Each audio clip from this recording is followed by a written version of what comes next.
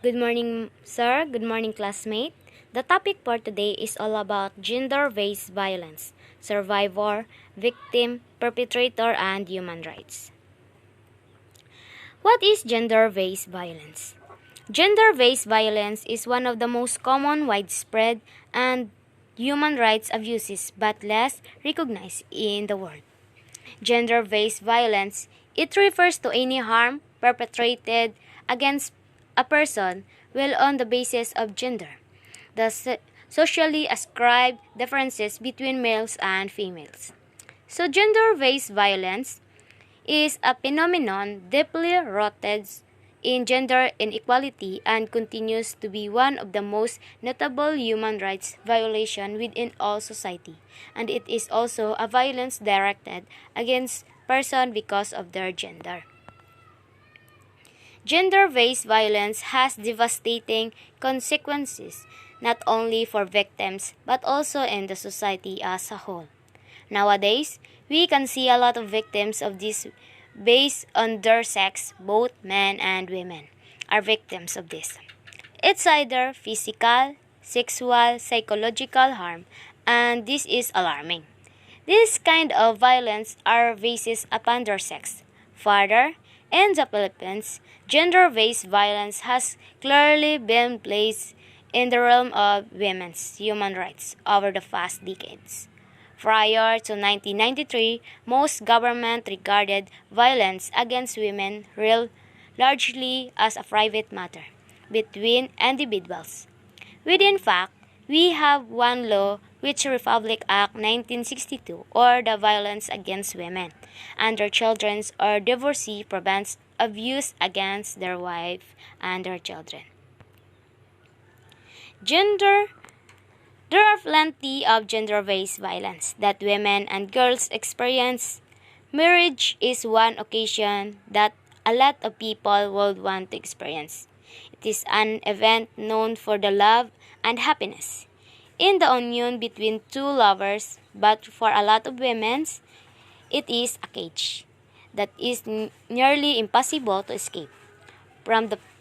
The reason behind this is that women experience acts such as battery or assault in their marriage. It is the act of inflicting physical harm to a person. Aside from that, women also experience many forms of intimate partners violence such as marital rape, dowry-related violence, early marriage, female genital cutting, and the list goes on. For the sake of enlightenment, I am going to explain some of the form of intimate partner violence. Marital rape refers to the act of engaging in the sexual intercourse with the spouse without the consent of the said spouse. Some people may think that it is not rape since they are in a married relationship, which is wrong. Consent is key during sexual activities. So, if there is no consent, it is classified as rape, which is also considered as domestic and sexual abuse. Dowry-related violence refers to the harassment or violence that a spouse experience has associated with the giving of dowry before, during, or after marriage in country, such as India. Having dowries or properties that are given by the bride to the groom's families commonly practiced. If the bride family cannot meet the demand of the groom and the groom's family, the bride will experience violence act from the group such as assault, rape, bride burning, and even murder. Sadly, a lot of women experience this. Since it is a practice done by a many culture, early marriage refers to the union between two people, with one or both of them being a minor. Unfortunately, things like this happen in real life. The cause of early marriage can be early pregnancy, arranged marriage, or forced by parents to escape poverty. Early marriage violates children's rights and places them at high risk of violence, exploitation, and abuse from their partner. Female genital cuttings or mutilation refers to procedures that involve partial or total removal of the external female genitalia or other injury to the female genital organs for non-medical reasons. It is mostly done for girls, sometimes between infancy and adolescence, and occasionally on adult women. It does not have any true benefits for girls and women. It is only causes harm. Female genital cutting can cause severe bleeding and problems urinating and litter crest infection, as well as inflammation in child's birth, and increased risk of newborn's death. There are more types of gender-based violence that women experience. It ranges from assault, rape, sexual exploitation, and murders, and even more. Adults, adolescents, and even children experience these horrid acts. Unfortunately, gender-based violence does not pick and choose victims as long as evil people, excess, and harmful traditions continue. No one is safe. Consequences and gender-based violence. So, one of the consequences of gender-based violence is health consequences. Health consequences includes unwanted pregnancies, complication from unsafe abortion, sexually transmitted infection, including HIV, injuries, mental health, and psychosocial effects, which include depression, anxiety, post-traumatic stress, suicide, and health and death. Violence also affects children's survival, development, and school participation.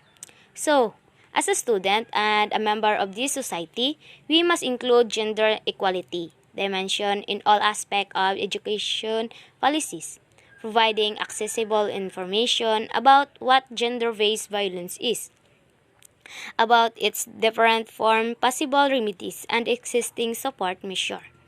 So, another consequences that a gender-based violence victim might experience is the social consequences. Social consequences extend to families and communities. Social impacts of gender-based violence involve stigma from community and family, denial of job and even educational opportunities, facing legal challenges, and in some cases, isolation of the victim. Families can also be stigmatized as the consequences of gender-based violence. Last is economic consequences. Economic consequences include the cost of the public health and social welfare system and the reduced ability of many survivors to participate in social economic life, like World Health Organization or WHO, plays an essential role in the global governance of health and the disease due to its core global function establishing, monitoring, and enforcing international norms and standards and coordinating multiple actors toward common goals. Global and regional estimate of violence against women 2013, however, as a substantial body of economic literature issues the consequences of high unemployment, falling income, and with you. Economic activities can have lasting consequences. Survivor, victims, and perpetrator. When we talk about survivor, it is the perpetrator term, not a victim, of a person who has lived through an incident of the gender-based violence. Remember, survivor is the preferred term for those who have lived through a gender-based violence incident, so a victim is defined by the harm that has come to them, while a survivor is defined by their life afterwards, meaning to say, a survivor has continued to live and prosper despite having been victimized. So, a victim is powerless, while survivor has reclaiming their power.